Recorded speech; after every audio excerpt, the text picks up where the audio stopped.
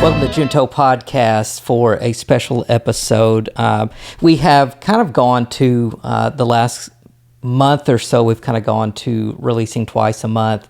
So thank you for bearing with us for that. And just wanted to hop on, if you've never joined the Junto Podcast, we are a podcast about faith and unity and community, leadership, and all that, as I mentioned, typically is framed around a perspective of faith. And generally we have conversations about things going on in our life, things that may or may not be relevant to culture, but certainly something that's relevant to us. But as always, I am joined by my lovely bride. Heather, how are you? Good. Doing good tonight. Feeling good. I'm vintage. You're vintage. It's your birthday, by the way. It is vintage. Yep. That's my new shirt. My brother got me last year. Yeah. I'm getting old. It's good. It is good. You know, it's a good thing. I guess we're either alive on this side getting older or the alternative. Or we're not. That's it. Yeah, pretty much. Yep. But these conversations are always good. Amazing birthday for you. Mm-hmm. Excited to be here with that. And you know, what's crazy, we say, well, anytime we do this, we kind of ponder the topics, maybe something we've been going through, or maybe it's something that's relevant in our lives in the other work we do in school, at church. And we just had a discussion on what's next. And do you want to give them some information how we kind of decided to talk about what we're going to talk about briefly? Briefly, just a little bit of time. Yeah, no, we actually this year began a new ministry at our church for young adults, 18 to 30 age range. They're the YAs. We call them YAs. YAs, baby. Yes, it's an amazing group. We've learned from them. We've learned a lot from them. I've had a great time just becoming friends and doing life, talking things out, talking out life. And we've actually started a book club with them. We're reading a book called What Now? This is it here. And it's a young adult study. It's got study guides, it's got scriptures, it's got practical life information. So we're going through that with them. And the premise of it is, okay, I've graduated high school. What now? I'm a young adult. Exactly. What is next for me? What does God have for me? And so it asks those typical questions when you do graduate high school, or even really this is, graduated college. And we were talking today, we were like, what's next? What is relative to everyone? Yeah. What's next? What is my next step? So, after divorce, what's next? Yeah. After children, what's next? After, started this new career, or maybe wanting to start a new career. Maybe you're at a job right now and it's like, okay, I need to be fulfilled. What's next? What does God have for me? And I think you could fill in the blank with anything, just depending on your season of life and what you've got going on.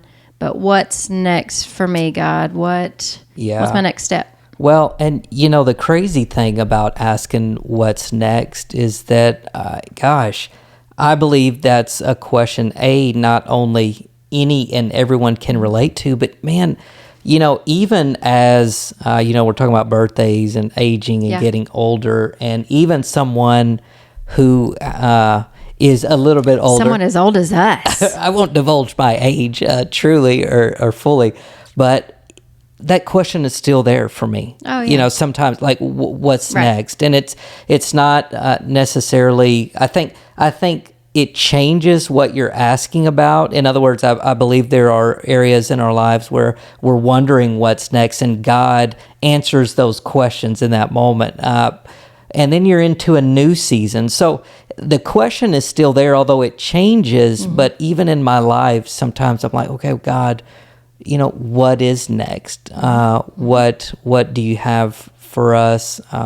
So very interesting. Yeah, I think this podcast even was maybe one of the answer to one of those questions that you had in a season of life. And you're like, okay, I think there's something more.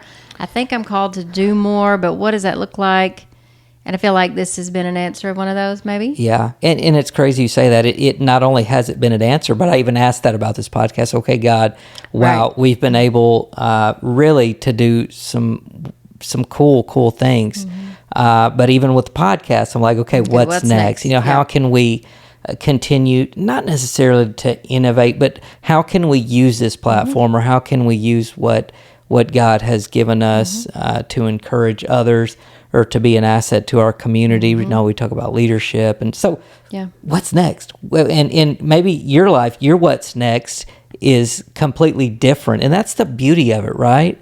What's next? Yeah, I think that it's a natural thing. I don't think there's anything wrong with it. I don't think it should be a negative thought in your mind, like, okay, I don't know what I'm doing right now, so I'm asking the question, what's next? I think that's okay. I think that means we're always supposed to be on to the next, progressing and moving and growing, because if we're stagnant, then that means we're not. That means the opposite of growing and learning and doing new things. And like my nephew's, I'll show you my tattoo here, my cool tattoo. Movement is life. I mean, I think that goes hand in hand. We are continuously moving, because if we're not, then we're not growing. We're not doing something. That's it. So I totally agree. And, I think there's seasons where your next might not be what you in your mind, what you're thinking it should be. And I think that's where the maturity happens, right?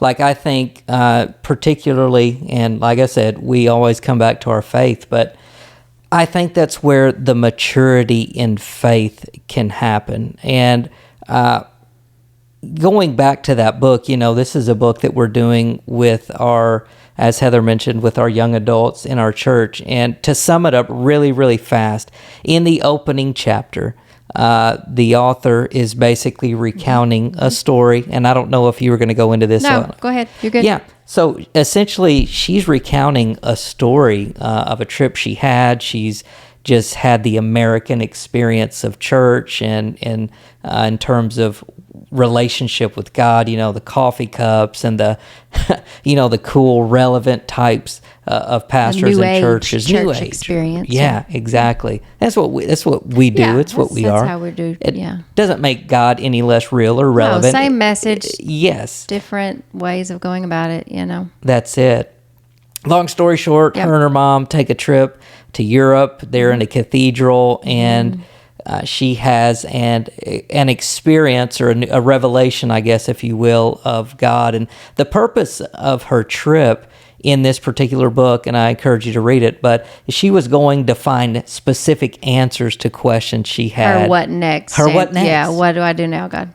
And to sum it up, and then we can have some discussion about it, at the end of the chapter, she says, it wasn't my answer to those questions I found, but I ended up finding God. Yep. And I think that's the important thing here. And to bring it back to your next, I believe that the bigger picture is maybe or maybe not you get your next thing answered. But the most important thing is what you learn from it and your connection ultimately back to God, in my view. Yeah, definitely. Well, she even mentions in here, but he is the answer to all the questions that we have. She asked the question, have you ever been willing to let go of everything you think you know about God and let him reveal himself to you instead of us, what did we say, making God in our own image, which is what we do sometimes, like this is how God should be. God's just like me, instead of pushing yourself aside, all the things that you think you know, and really asking for a revelation of, okay, God, who are you? Yeah. What do you have for me? What do you want me to be? Which those all come later, but ultimately it's, who are you, God, and that relationship with him. Yeah. So I think that's good. The ultimate. Yeah. What I enjoyed about just the discussion we had in the reading is that, while humanity, us humans, we're so different, there is so much common, in terms of our longings, maybe our experiences, or the need to feel like we're living with purpose. And sometimes, we can get lost. I'm thinking about how comfortable I am in who I am now. Like my beliefs, how secure I am in my faith, how confident I am in my natural giftings and abilities that God has given me. But if I really stop and think about it, it took me a long time to get to this place. Right. You know, Took you a few years, yeah. it took me a few years. Yeah. And there were a lot of questions, what's next? There were a lot of what's next Oh, yeah. in my Full life. of it, yeah. Full of of those it. questions, right. And if I could encourage anyone, it would just be to say, just hang on, hold on, because you will get to a place where you're confident in who you are. You're confident in your relationship with God. You're confident in your relationship with others. It doesn't mean everything is perfect, but it does mean that, man, you have, I don't know, it just changes. It's like there's a shift that happens in your life. What do you think about that? Yeah, well, I think you go through that process. Like you said, it took some time. And I think anything that is of value does take time. And you learn those things by going through it. You didn't just skip around and say, okay, I want to learn this, God. Let me go around this way. Okay, now I learned. I know it. Now I learned it. No, you have to go through the hard stuff, through the tough times to learn those things. And I wanted to read something. That's powerful. This is actually from a different devotion that I've done, Walking Through the Wilderness. It says, don't lose heart. Believe God. Trust His word. Keep moving. Keep walking. If Jesus spoke it, you can believe it. It says there's still promise waiting for you on the other side. Just remind yourself. So Wow. just keep moving, keep trekking, keep striving and asking God, Yeah, that's right. And I think about the young people, and I'll say this too. I guess so much of what we do always has been. It's always involved the next generation, I guess, a younger group of students, even with what we do at the church currently, and then what I do at college at ASU Mid-South. Be a mentor. I guess I say that to say, listen, if you've gotten to a good place in your life, and you've gone through the struggles and the battles, and it doesn't mean you know everything, but it does mean you do have some. You know something. You got some war wounds. You got some badges to prove that you got to go be a mentor to the next generation. And I love that. I love it. I love that. And I love what you said. It is okay to not have it all together, to not have all the answers. So awesome stuff. I love this conversation. I love the dialogue. What are you thinking? Yeah, it's good. We're in a place right now where like you said, we've learned a lot, still a whole lot more to learn. Always. Every day. But I feel like, in the process that we are being strengthened and we are progressing, and, God takes us through things to bring us to who we are. Of course, ultimately, help us to become more like Him. But in doing so, that does mean going through hardships. And like you said, I think it's great that everybody's been through something. Yeah. All of our paths, all of our stories are different. But there's someone out there who may be younger than you, or maybe not. The age doesn't really, it doesn't always have some, but there's someone out there who's either going through something similar, and your story, your testimony can strengthen them. And it's crazy. Sometimes you have conversations with people and it's just well, this happened, yada, yada, yada. You're telling them about something that happened with you, and that may strike something in them. That's like, wow, that's similar to my situation. And I see that you came out of it and look what you've grown. And so that helps them to know, okay, I can do this. I think that's ultimately, we're here for each other. So we just have to be aware of it in those moments and take the time, which I'm not always good at taking the time. But that's always the hard part. But, I can't help but think about, as you're saying that, how inspiring your struggles and challenges and just life things, how they can be an inspiration to others. Yeah. In our group, and I'm not going to divulge too much, but I just want to say how inspired we were to hear some of the stories of some of the young adults in our group who expressed, wow, I had a moment similar to that. I had a what next moment or a what now moment in my life where God revealed himself to me in a very real way.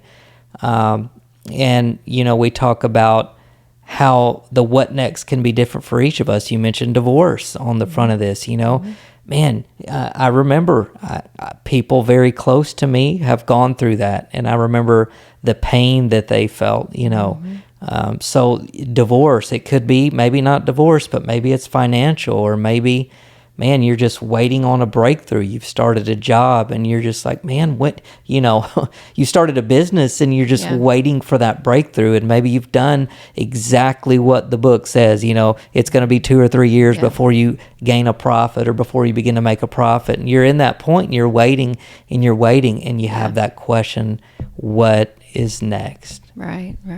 I know it can be very hard. Yeah. Waiting to have a baby, a new couple, that's a hard waiting period for some as well.